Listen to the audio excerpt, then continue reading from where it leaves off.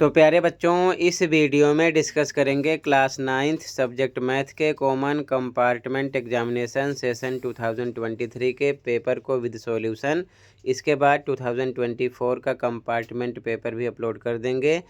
जो लोग बोलते हैं कि पेपर हार्ड आता है, तो आप क्वेश्चन पेपर देखकर प्रैक्टिस कर लो, समझ लो, पैटर्न समझ में आ जाएगा।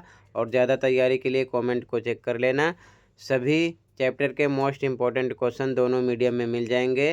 साथ में लास्ट ईयर के मिड टर्म पेपर, इस सेशन के mid term paper, annual paper दोनों शिफ्ट के मिल जाएंगे। देखकर प्रैक्टिस कर सकते हो तो कर लेना। सीधा आ जाओ क्वेश्चन पर। ओके, क्वेश्चन 1, यदि x² प्लस ax प्लस 5 का एक गुणनखंड x-1 हो तो a का मान होगा।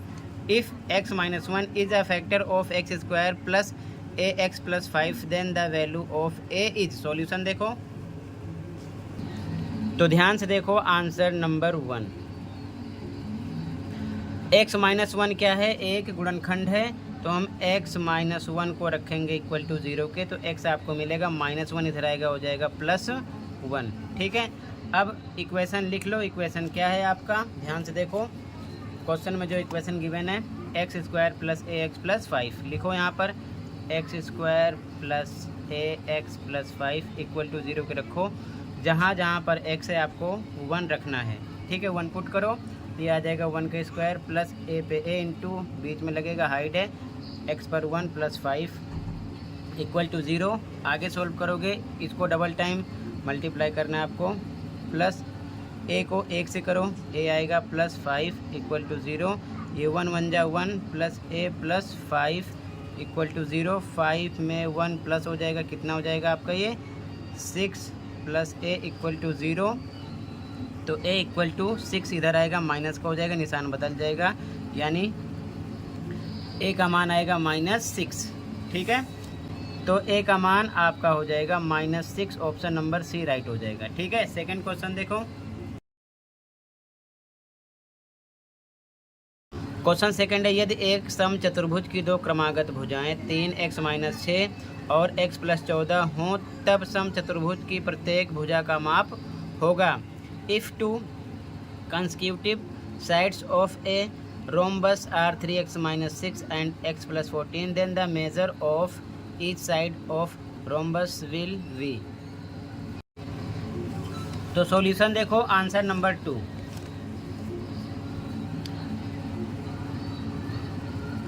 अगर ये सम चतुर्भुज है तो सारी भुजाएं क्या होंगी बच्चों? समान होंगी।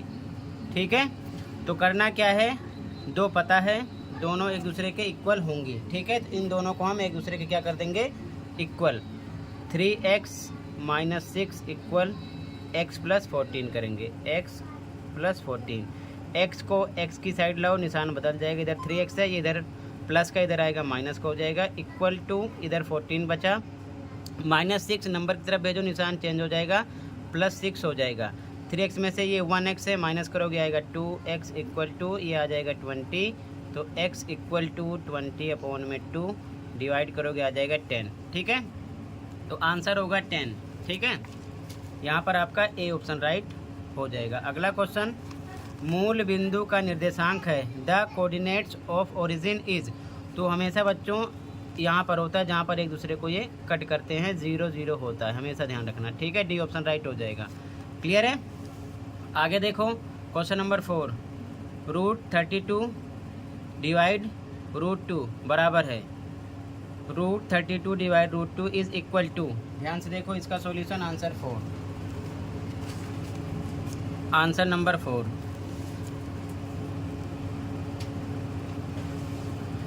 रूट में 32 है, डिवाइड रूट में 2 है, इसको हम लिख सकते हैं √2 इंटू √16। इन दोनों को मल्टीप्लाई करोगे तो 32 ही आएगा, डिवाइड पर लगा देंगे बटे का निशान, √2 नीचे लिख देंगे, √2 से √2 कैंसिल हो गया, बचा रूट में 16। तो ये किसका वर्गमूल है? ध्यान से देखो, ये वर्गमूल है 4 × 4 का, आपको मिलेगा 4। ठीक है, समझ गए? या फिर आप डायरेक्ट ऐसे भी कर सकते हो, रूट में 32 लिखा और बटे में √2 ऐसे लगा दिया, डिवाइड पर बटे लगा दिया।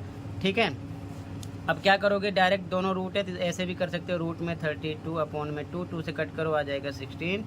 आगे सोल्व करोगे रूट में 16, फिर वही आपको मिल जाएगा 4 × 4 यानी कि 4। ठीक है, ऐसे भी आप कर सकते हो। क्लियर है। अगला क्वेश्चन, तो इसमें आपका भी ऑप्शन राइट हो जाएगा, 4 आएगा। ठीक है।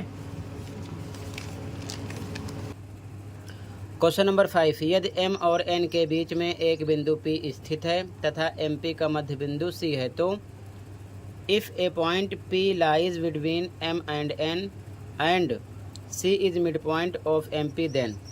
तो अकॉर्डिंग टू क्वेश्चन कह रहा है कि MN के बीच एक बिंदु P है, ये MN हो गया, MN इसके बीच में एक बिंदु P है।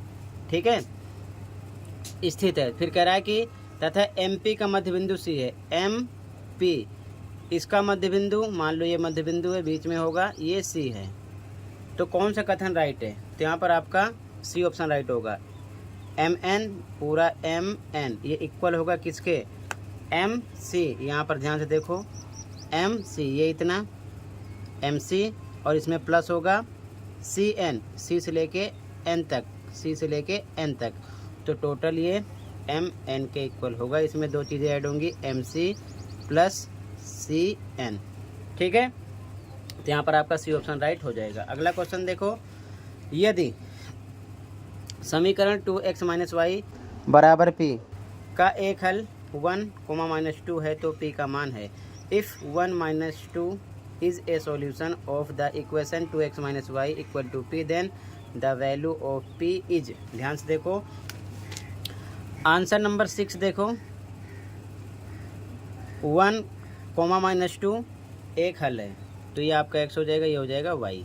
इक्वेशन लिख लो, 2x - y = P, 2x - y = P।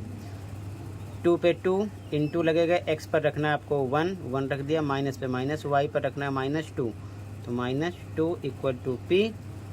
2 1 जा 2, ये माइनस माइनस प्लस हो जाएगा, 2 = P, 2 + 2 4 = P। तो P की वैल्यू मिलेगी 4। ठीक है, P का मान पूछा था, तो P का मान आ जाएगा 4, ए ऑप्शन राइट हो जाएगा। अगला क्वेश्चन, एक वृत्त की त्रिज्या 13 सेंटीमीटर तथा इसमें स्थित एक जीवा की लंबाई 10 सेंटीमीटर है। वृत्त के केंद्र से जीवा की दूरी है, the radius of a circle is 13 centimetre and the length of one of its chord is 10 centimetre. The distance of the chord from the centre is. ध्यान से देखो, आंसर नंबर 7 देखो, एक वृत्त है, ये हो गया वृत्त। अब इसमें एक जीवा, मान लो ये जीवा हो गई, जीवा की लंबाई 10 सेंटीमीटर है, इसकी लंबाई है 10 सेंटीमीटर। ठीक है, त्रिज्या 13 सेंटीमीटर, मान लो एक केंद्र हो गया O, सेंटर है इसका O केंद्र, त्रिज्या ये हो जाएगी यहाँ से यहाँ तक, त्रिज्या इसकी लंबाई कितना 13 सेंटीमीटर। कह रहा है कि वृत्त के केंद्र से जीवा की दूरी, मतलब ये हमको निकालना है। ठीक है, अब मान लो ये आपका A है, B है, इस पॉइंट को मान लेते हैं P है, ये O है, OP निकालना है। ठीक है, तो ध्यान से देखो, ये टोटल यहाँ से लेके यहाँ तक 10 है ना, तो ये इस पे लंब हो गया, आधा 5 हो जाएगा। अब इसको मान लो PB 5 हो गया है, तो आधा 5 हो गया, हमको OP निकालना है। ठीक है, तो ये कर्ण हो गया, ये आधार हो गया, त्रिभुज बन गया OBP, और ये हो गया लंब निकालना। तो डायरेक्ट फॉर्मूला लगाओ। तो अब डायरेक्ट क्या करोगे, OP बराबर हम लिख सकते हैं, या ये हो गया इसका लंब, तो यहाँ लिख दो लंब बराबर, डायरेक्ट फॉर्मूला लगा दो, रूट में कर्ण का स्क्वायर माइनस आधार का स्क्वायर। ठीक है, अब ध्यान से देखो, इंग्लिश वाले लिख सकते हैं P परपेंडिकुलर = रूट में h का स्क्वायर माइनस B बेस का स्क्वायर। ठीक है, वैल्यू रख दो, h कितना आपका 13 है। ठीक है, 13 का स्क्वायर किया इधर, माइनस B बेस कितना आपका 5 है, 5 का स्क्वायर कर देंगे, ये आ जाएगा 169, ये आ जाएगा 25, स्क्वायर करने पर आएगा 144, इसमें से क्या निकलेगा 12। ठीक है, तो 12 सेंटीमीटर आंसर हो जाएगा। ठीक है, यहाँ पर आपका डी ऑप्शन हो जाएगा। तो कहने का मतलब OP की डिस्टेंस आ जाएगी 12 सेंटीमीटर, जो कि लंब होगा ट्रायंगल के अकॉर्डिंग। ठीक है, समझ गए। अगला क्वेश्चन देखो, क्वेश्चन नंबर 8। क्वेश्चन 8, दी गई आकृति में यदि AB = DC और एंगल ABD = एंगल CDB है, तो ट्राइंगल ABD सर्वांगसम है, ठीक है। ट्राइंगल CDB के सिद्ध करने के लिए सर्वांग समता का कौन सा नियम लागू होता है? In the given figure if AB equal to DC and angle ABD equal to angle CBD which congruence rule would apply to prove triangle ABD congruence triangle CDB। अब ध्यान से देखो, यहाँ पर 4 ऑप्शन दिए गए हैं, ठीक है। तो सबसे पहले ऐसे समझ जाओ, ये साइड 2 ट्राइंगल हैं, एक ये है एक ये है, ठीक है।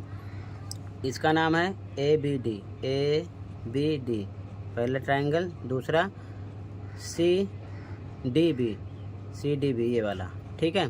अब ध्यान से देखो, दोनों ट्राइंगल में ये साइड इसके इक्वल शो है, मतलब एक साइड इक्वल हो गई, ये एंगल इसके इक्वल है, एक एंगल इक्वल है, और ये साइड दोनों में कॉमन है, मतलब उभयनिष्ठ है, तो दोनों ये भी दोनों में इक्वल होगी, तो मतलब ये भी साइड इक्वल हो रही है। तो कौन सा रूल अप्लाई हो रहा है? Side angle side, A option right हो जाएगा, ठीक है। साइड एंगल साइड, ये साइड इसके इक्वल, ये एंगल इस एंगल के इक्वल, ये साइड कॉमन है, तो side angle side, 2 side equal हो रही है और एक एंगल, ठीक है।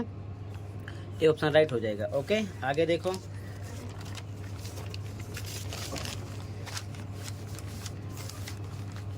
अगला क्वेश्चन नंबर 9 है। यदि किसी गोले का आयतन संख्यात्मक रूप से उसके पृष्ठीय क्षेत्रफल के बराबर है तो गोले की त्रिज्या होगी।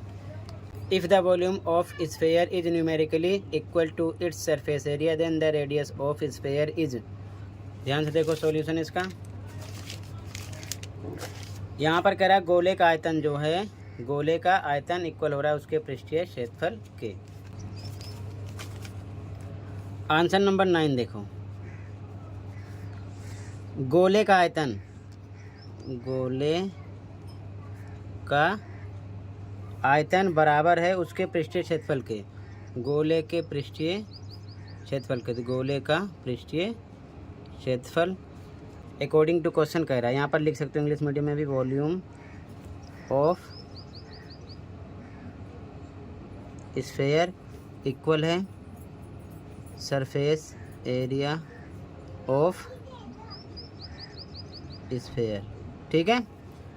अब इसका फॉर्मूला इस साइड अप्लाई कर दो, कितना होता है 4/3 पाई r क्यूब, और पृष्ठीय क्षेत्रफल का फॉर्मूला इस साइड अप्लाई कर दो, कितना होता है 4 पाई r स्क्वायर। अब ध्यान से देखो, यहाँ पर 4 पाई r स्क्वायर है, यहाँ पर 4 पाई r क्यूब है ना। तो 4 पाई r क्यूब ये पूरा कटेगा, यहाँ केवल r 1 टाइम बचेगा, तो ये हो गया r/3 इक्वल, इधर क्या बच रहा है 1, बाई 1 लगा के क्रॉस मल्टीप्लाई कर सकते हो, तो r आपको मिल जाएगा 3, ठीक है। ये चीज़ ध्यान में रखना। यहाँ पर देख लो r 3 टाइम है, इधर r 2 टाइम है, तो 2 टाइम कट गया, r 1 टाइम बचा है, बाकी 4 पाई सेम है, कट गया है, ठीक है। r 3 मिल जाएगा इसमें आपको, ठीक है। तो यहाँ पर बी ऑप्शन हो जाएगा। अगला क्वेश्चन वर्ग अंतराल 100 से 110 का वर्ग चिन्ह है। The class mark of the class interval 100 to 110 is. तो आंसर 10 में जब भी आपको वर्ग चिन्ह निकालना हो, यानी कि क्लास मार्क, तो दोनों को प्लस कर लो, 100 + 110 और बटे 2 करना, यानी इसका हाफ कर देना, ठीक है। अब इसको प्लस करोगे तो आ जाएगा 210 बटे में 2, भाग करोगे तो आ जाएगा 105, ठीक है। क्लियर है? तो यहाँ पर आपका डी ऑप्शन राइट हो जाएगा, ठीक है। अगला क्वेश्चन नंबर 11 है।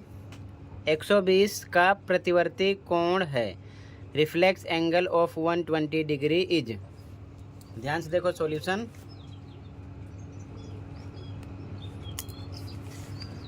आंसर नंबर 11, तो प्रतिवर्ती कोण के लिए आपको क्या करना होगा, 360 में से माइनस करना होगा। तो 120 को 360 में से माइनस कर दो, कितना मिल जाएगा 240 डिग्री, ठीक है। क्योंकि प्रतिवर्ती कोण होता है 360 का, तो 120 माइनस कर देंगे, पता चल जाएगा। तो यहाँ पर आपका बी ऑप्शन राइट हो जाएगा, 240 डिग्री, ठीक है। अगला क्वेश्चन है क्वेश्चन नंबर 12।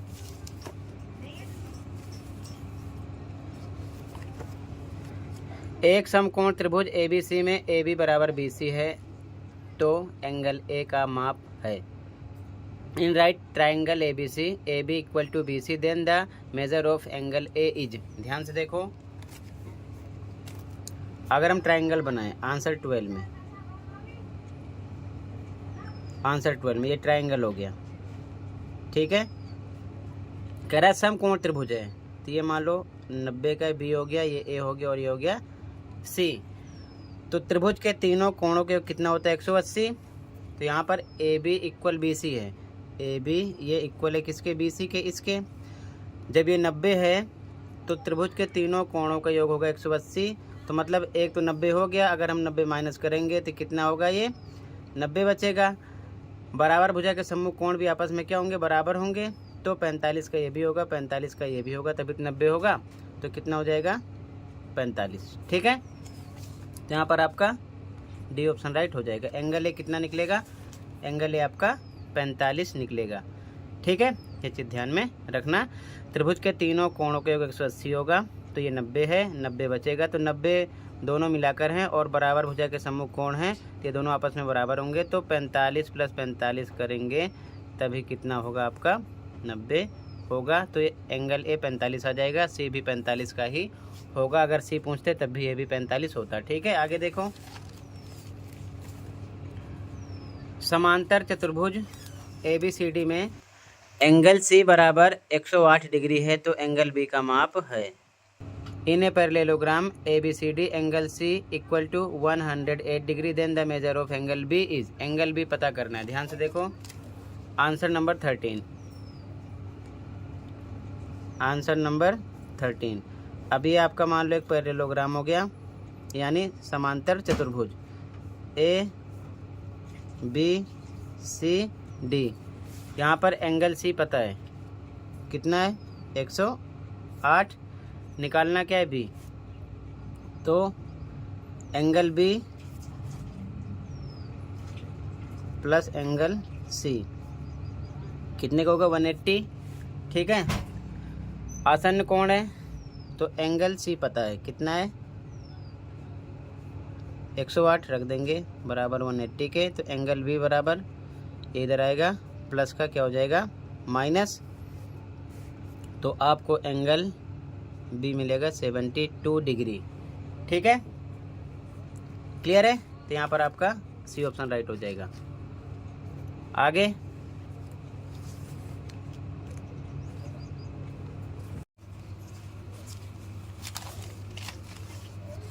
अगला क्वेश्चन नंबर 14 है। शंकु के वक्र पृष्ठीय क्षेत्रफल का सूत्र है।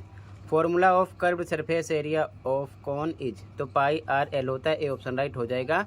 इसी प्रकार आप शंकु, गोला, बेलन, घन, घनाभ जितने फॉर्मूले हैं सबको तैयार कर लेना। कोई सा भी फॉर्मूला आपसे एमसीक्यू क्वेश्चन में भी पूछ सकते हैं, ये चीज़ ध्यान में रखना, ठीक है। तो यहाँ पर आपका ए ऑप्शन राइट हो जाएगा। अगला क्वेश्चन नंबर 15 है। यदि एंगल ए ओ सी तथा एंगल बी ओ सी एक रैखिक युग्म बनाते हैं तो एंगल बी ओ सी का मान है। If angle A O C and angle B O C form a linear pair then value of angle B O C is. देखो बी ओ सी ये आपको निकालना है, ये वाला एंगल, ठीक है। बी ओ सी ये आपको ये इतना निकालना है, ठीक है। अब इस डायग्राम पर फोकस करो तो 6x + 3x लीनियर पेयर है, ये दोनों 180 के होंगे। इस डायग्राम पर फोकस करो, लीनियर पेयर बन रहा है तो 6x + 3x इक्वल किसके होगा 180 के। तो यहाँ पर लिखेंगे आंसर नंबर 15 में 6x + 3x इक्वल किसके होगा 180 के। तो 6x में 3x प्लस होगा 9x हो जाएगा, इक्वल टू होगा 180 के। तो x इक्वल टू 180/9 डिवाइड करोगे आएगा 20, ठीक है। लेकिन ये आंसर नहीं है, क्वेश्चन में कह रहा है एंगल बी ओ सी, बी ओ सी तो ये कितना है 6x दिया है, तो यहाँ लिखेंगे angle B O C equal to है 6x के।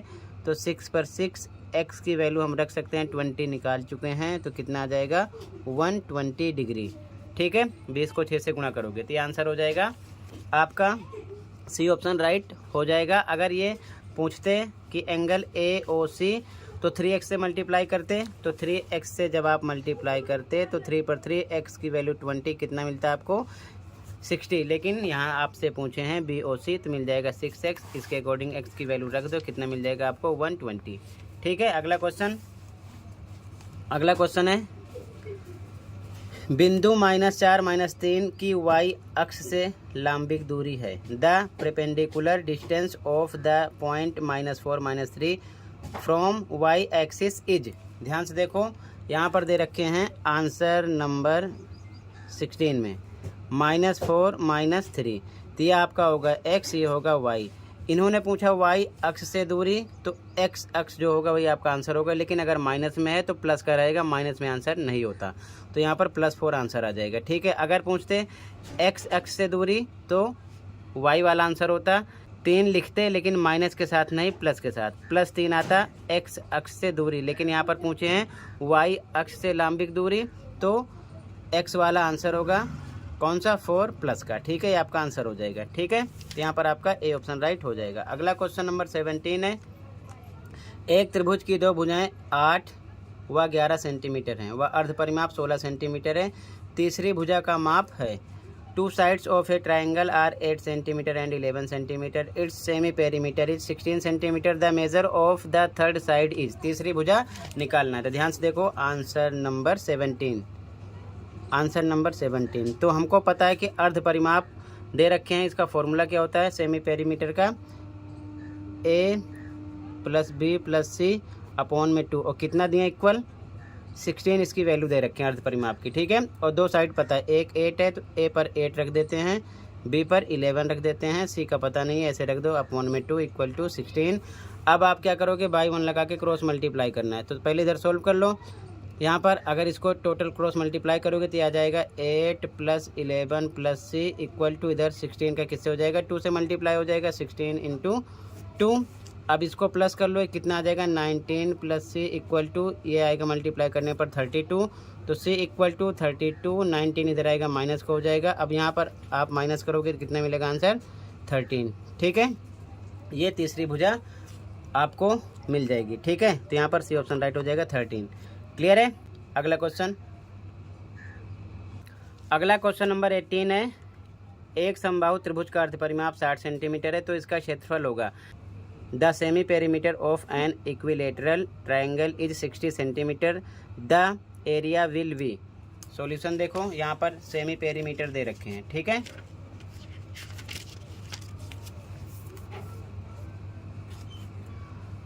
आंसर नंबर 18 देखो,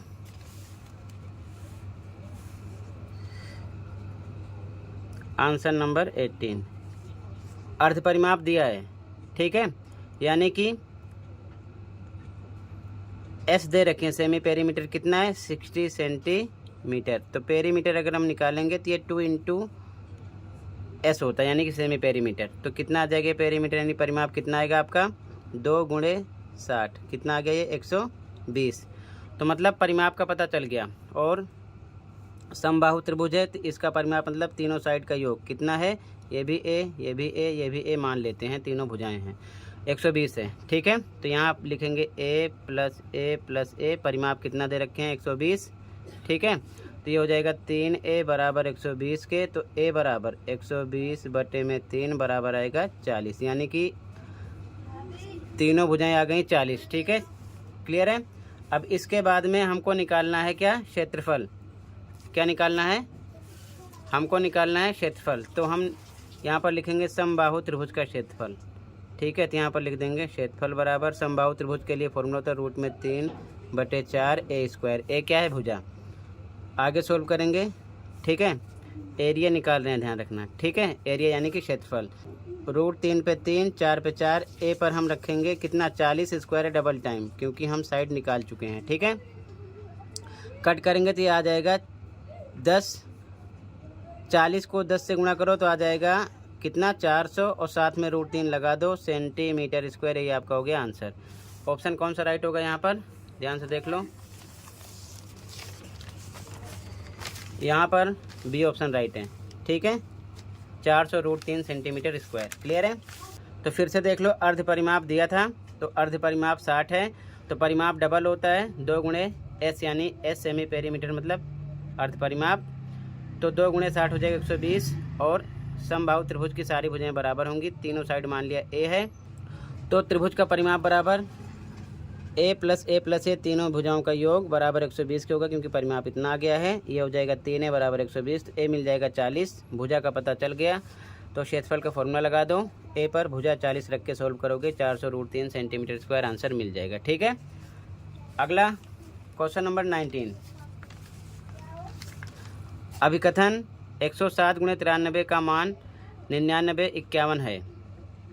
तो इसको आप गुणा करोगे डायरेक्ट, अगर आप करना चाहो तो 107 गुणे 93 करोगे, तब भी आपको जो लिखा हुआ है 9951 यही मिलेगा।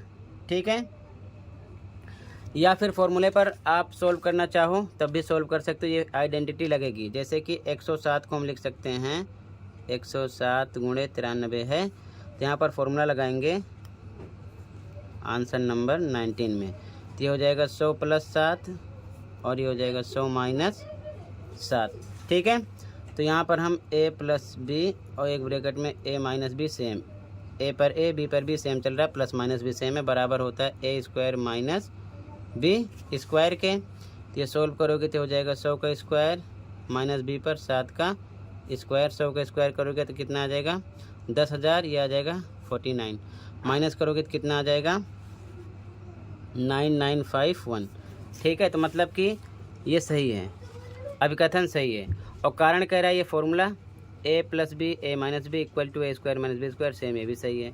और इसी से इसका आंसर आया हुआ है, तो मतलब कारण अभिकथन की व्याख्या भी कर रहा है। ठीक है, यही फॉर्मूला लगाकर सॉल्व हुआ है तो ये मिला है। तो दोनों सही हैं और कारण अभिकथन की व्याख्या कर रहा है, तो यहाँ पर ए ऑप्शन लगाना है आपको। दोनों अभिकथन ए और कारण आर सत्य हैं, कारण आर अभिकथन ए की सही व्याख्या है। ठीक है, 19 क्वेश्चन में समझ गए, क्लियर है। इस प्रकार था ये, तो यहाँ पर आपका ए ऑप्शन राइट हो जाएगा। इंग्लिश मीडियम में भी ए ऑप्शन राइट है। ठीक है, ऑप्शन नंबर ए राइट है। अगला क्वेश्चन नंबर 20 है, ध्यान से देखो। अभिकथन समीकरण 2x - y = 2 का एक हल x = 2 y = 2 है। तो ध्यान से देखो, इसको हम सोल्व करेंगे 20, तो 2x - y = 2 और यहाँ पर कह रहा है x = 2 y = 2 रखना है। तो x पर 2 रखेंगे तो 2 × 2 माइनस y पर भी 2 रखना है। यहाँ क्वेश्चन में बता रहा है 2 रखेंगे तो बराबर 2, यह आ जाएगा 4 - 2 = 2, यानी कि माइनस करने पर 2 = 2। तो सही है ये, ठीक है ना, ये इसका हल है क्योंकि संतुष्ट हो रहा है। क्लियर है। कारण कह रहा है कि x और y का प्रत्येक मान समीकरण को संतुष्ट करता है। प्रत्येक मान का मतलब अगर हम हर बार नंबर बदलेंगे तो सब तो संतुष्ट नहीं करेगा। ठीक है, तो ये गलत है। ठीक है, ऐसा नहीं होगा, केवल ये संतुष्ट कर रहा है। इसका मतलब हर बार अलग अलग इसकी वैल्यू रखेंगे तो वो संतुष्ट नहीं करेगा। तो कारण गलत है, अभिकथन सही है। तो यहाँ पर आपका सी ऑप्शन राइट हो जाएगा। ठीक है, ऑप्शन नंबर सी राइट हो जाएगा। अभिकथन ए सत्य है लेकिन कारण आर असत्य है, सी ऑप्शन राइट होगा। Assertion A is true but reason R is false. ठीक है, सेक्शन ए कंप्लीट हुआ। सेक्शन बी अगली वीडियो में प्रोवाइड करूँगा। मिलते हैं अगली वीडियो में।